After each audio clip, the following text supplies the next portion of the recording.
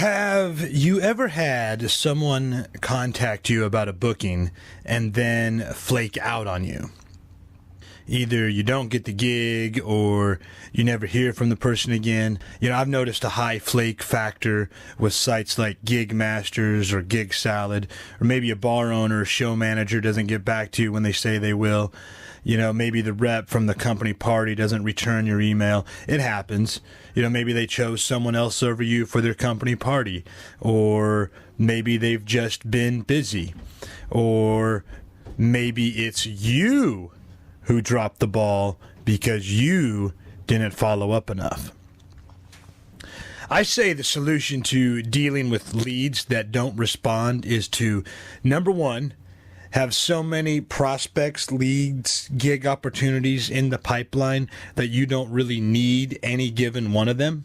And number two, you need to have a consistent, deliberate, and creative follow-up system in place that happens automatically every time someone contacts you about a gig. Number three, you want to invest the most time and money on the people who have already booked you following up after the gig. So you see, many times what I see is performers only using 1 to 3 channels to get gigs. They're only email, only in-person conversations, only through Gig Masters, only by emailing avails, only by Facebook, only by calling on the phone, only by networking. And I'm here to tell you that is not enough. You need to be following up in any and all media accessible to you that reaches your prospects. And you have to be creative and you have to be consistent. When you have a follow-up system and stick with it, what happens is you're creating top-of-mind awareness. So even if you don't get the gig this time, you're at the top of their list for next time when they're ready to book. Maybe you send them a handwritten note immediately after the initial point of contact. Maybe you send a CD or DVD in the mail. Put them on your monthly newsletter list. Add them to your email list. Maybe you can send a link to an article online that pertains to them or their industry or their personal interest, depending on how much you know about them. You can send wacky mailings just for a laugh to brighten their day. You can send a text message with a joke or a quote, and some sort of inspirational quote or something funny. You get them into your online social networks that are appropriate. You can send postcards from the road. You can send links to your videos or podcast. The key is to be persistent without looking needy. And the way to do this is by delivering valuable, interesting, and relevant content, not just, hey, look at me stuff.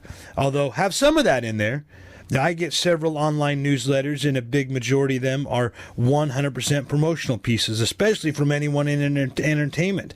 I get very little in the way of content or relevant information. Too many bells and whistles, and really not much in it for me, including entertainment value. At least send a funny video you made or article you wrote. Most of the time, if I get an online newsletter, for instance, or even promotional materials in the mail from other entertainers trying to get gigs, it's usually 100% self-promotional. Here's my headshot, here's my credits, here's my schedule, here's what I've done. I don't care what you've done. I care what you're going to do. I'm performing at this place or that. Come see me. Please go to my website. Here's what's going on in my life. And that's it. It's all ego-based marketing, ego-based promotion. Many of the email newsletters that I get from venues, clients, club owners, they don't have anything really personally relevant to customers. It's all ego or image-based promotion. It seems people in show business have a huge opportunity for success simply by following a proper follow-up system that focuses on valuable content delivery using multiple platforms that are available to everyone. There's no longer a barrier of entry to use some of these media outlets. So I would say the biggest mistake being made right now is that there's too much all about me content. You want to do that stuff, But you should also be delivering other content that is relevant to your target market or niche audience. So let's say someone contacts you through Gigmasters about a company holiday party. It's important to not just send an email back with a bid. You need to send follow-up emails, contact them on the phone, get the mailing address and mail something, but have information that will benefit them for their company party, whether or not they book you.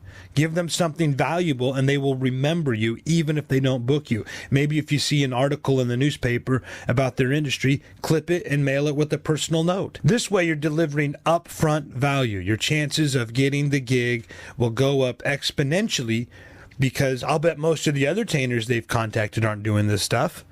And if they don't book you, you still want to continue to follow up to create the top of mind awareness.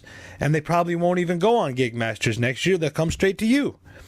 So don't drop the ball on this opportunity by not following through. The next big mistake that entertainers make with follow-up system is there is no consistency. If you have a monthly newsletter, send it every month. If you write a blog, post something at least once a week. Whatever it is, commit to it. It's your job.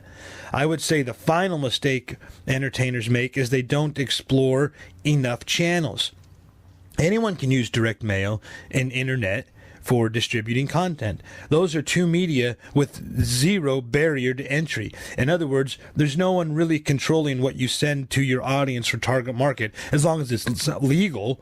The only limitations you have to use these two resources for content delivery are the limitations you put on yourself.